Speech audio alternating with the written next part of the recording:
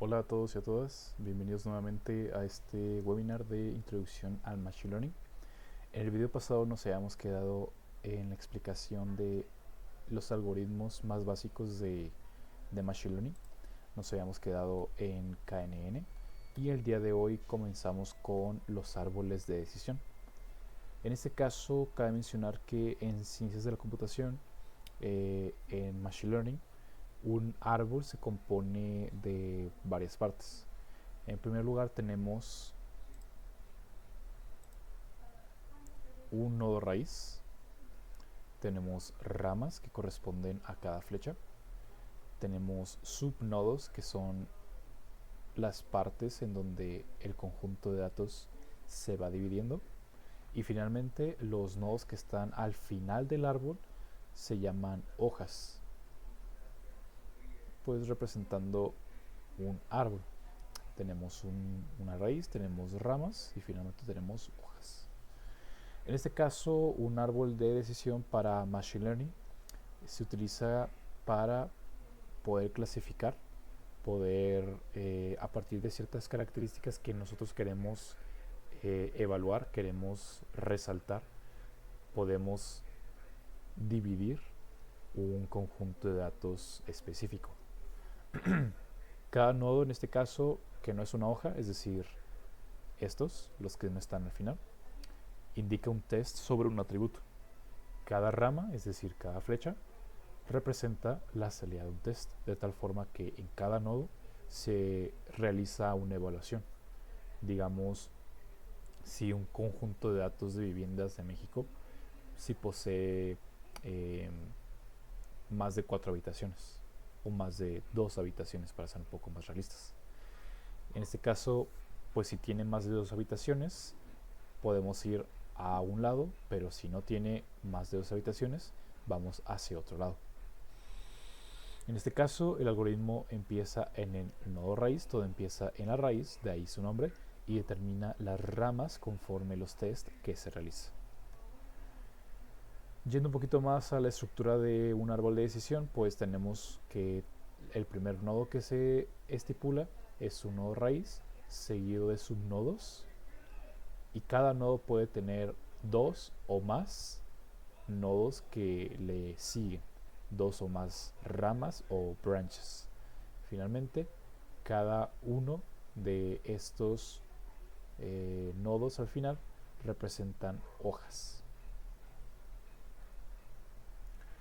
Para poder construir un árbol de decisión se forman principalmente tres pasos. La primera de ellas es seleccionar qué características queremos utilizar para la formación de un árbol de decisión. Después generamos el árbol de decisión y finalmente podamos. Con selección de características podemos seleccionar, digamos, si en una vivienda se posee más de 2 habitaciones, los metros cuadrados que posea, si es más de 100 metros cuadrados o menos de 100 metros cuadrados, si tiene más de un baño, si tiene más de 3 puertas, si tiene más de 3 ventanas, si tiene o no piso um, con, con azulejo, si tiene o no patio, si tiene o no plantas, si tiene o no mascotas, y así sucesivamente. Nosotros vamos seleccionando conforme a lo que requerimos, dada una aplicación, qué características queremos abarcar. Después, a partir de estas características seleccionadas, generamos el árbol de decisión para finalmente irnos a la poda. Con poda lo que se refiere es que al final, si ya tenemos todo el árbol definido, posiblemente ciertas características o ciertas hojas pudieran no servirnos o pudieran no ser tan importantes, por lo tanto podremos prescindir, podríamos omitirlas para tener un mejor clasificador que es el árbol de decisión. Dicho eso, podemos continuar con el Support Vector Machine. Y la clave del Support Vector Machine es que nosotros clasificamos a partir de un hiperplano. Este hiperplano se conforma de esta línea. Y esta línea lo que trata de hacer es buscar el acomodo donde podamos encontrar que los puntos o los datos que se forman de un grupo y que se forman de otro grupo no se juntan entre ellos. En este primer ejemplo es fácil de determinar que el hiperplano que está de color negro es el más óptimo. Sin embargo, existirán otros ejemplos en donde un hiperplano no será sencillo de observar, por lo tanto habría que ver otras posibilidades. Conociendo todos estos algoritmos, podremos continuar con la validación y la evaluación de un modelo entrenado, es decir, una vez que ya decidimos qué algoritmo utilizar, una vez que ya entrenamos ese modelo a partir de un dataset determinado que investigamos anteriormente, podemos hacer esto, podemos validarlo y podemos evaluarlo. Para validarlo y evaluarlo necesitamos datos, necesitamos un set de datos de validación en color verde o un set de datos de testeo o evaluación de color amarillo. Esto nos permite tener un modelo final y conforme a las necesidades podemos ir ajustándolo y evaluándolo, ajustándolo y evaluando, ajustando, evaluando, entrenando, ajustando y evaluando, hasta que tenemos un algoritmo que suple nuestras necesidades.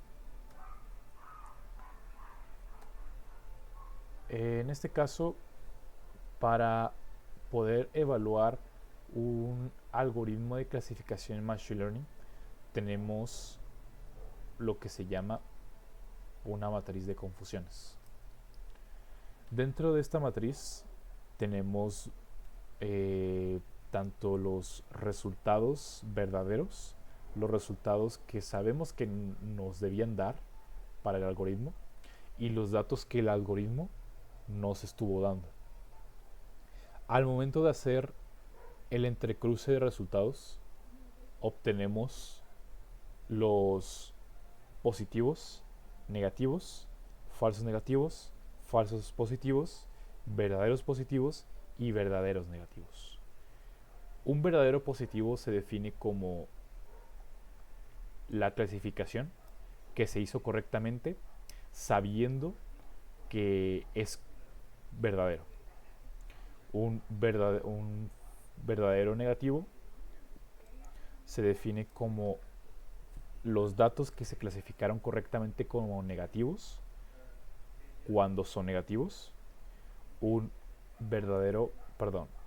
falso positivo son aquellos datos que se clasificaron como positivos cuando en realidad eran negativos. Y un falso negativo se define como los datos que se clasificaron como negativos cuando en realidad eran positivos. Trabajando con todos estos datos podemos tener diferentes métricas, podemos tener diferentes evaluaciones que nos ayudan a entender de forma más precisa y general nuestros resultados y nuestro algoritmo y nuestro entrenamiento. Aquí en pantalla estoy dejando las principales que tanto mencionan su significado, el concepto del que se trata, como la fórmula de la que se obtiene. La primera sería el accuracy, que se obtiene con esta fórmula. Después tenemos el índice de error, que se forma con esa fórmula. Después el índice de verdaderos positivos, o sensibilidad, o recall. Después el índice de verdaderos negativos, o especificidad. Después precision. Y finalmente el valor F1 o la media de precisión y recall.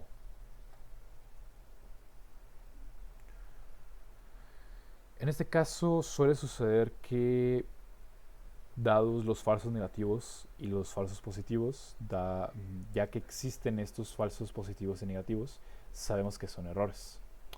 Y dependiendo de si nos salieron falsos negativos o falsos positivos, tenemos un tipo de error diferente. Un falso positivo nos indica un error de tipo 1, mientras que un falso negativo nos indica un error de tipo 2. En este caso, cuando hablamos de precisión, necesitamos minimizar los errores de tipo 1, es decir, estos, e incrementar los errores de tipo 2. Caso contrario ocurre con recall, en donde necesitamos o nosotros minimizamos los errores de tipo 2, pero también a la par se incrementan los errores de tipo 1. Esto de aquí es una matriz de confusión cuando se tiene más de dos clasificaciones, más de dos categorías. Las demás, las anteriores que habíamos observado, eran cuando solamente teníamos dos categorías, ya sea verdadero o falso, 0 o 1, true o false, o clasificaciones binarias. Sin embargo, también existen matrices de confusión multiclase en donde tenemos más de dos opciones. La evaluación es similar. Tenemos que de este lado nos obtenemos las clases verdaderas y de este otro lado obtenemos las clases predichas. En este caso podemos ver este ejemplo en donde un modelo de Machine Learning fue entrenado para identificar la imagen de un gato. Para evaluar el desempeño del modelo, 200 imágenes se usaron, de las cuales 170 fueron gatos. Aquí lo que nos menciona el ejemplo es que 160 imágenes fueron detectadas y fueron reportadas por el modelo. De tal forma que podemos hacer las cuentas a partir de la matriz de confusión que tenemos aquí y así obtener las diferentes métricas de evaluación que necesitamos para evaluar nuestro modelo. Con Precision obtuvimos a partir de 140 dividido entre 140 más 20 un 87.5%. En Recall obtenemos que a partir de 140 dividido entre 170, es decir, los verdaderos positivos divididos entre los positivos totales, es decir, todas las imágenes, y obtenemos un 82.4%. Y finalmente el accuracy, que se obtiene de dividir los verdaderos positivos, 140, sumando los verdaderos negativos, 10, entre los positivos totales, 170, más los negativos totales, 30. Y en este caso obtuvimos un 75% de accuracy. Para finalizar este video y para finalizar la parte teórica de este webinar, estoy dejando en pantalla las librerías que vamos a utilizar para los ejercicios. En primer lugar tenemos Pandas, que es para manejar datos, tablas y series. Después tenemos NumPy, que es para manejar vectores y matrices. Matplotlib, que es para graficar, para utilizar imágenes, graficaciones. Y finalmente Scikit-learn, que es una librería para lo básico de Machine Learning. Los espero en el siguiente video. Muchísimas gracias por ver y hasta luego.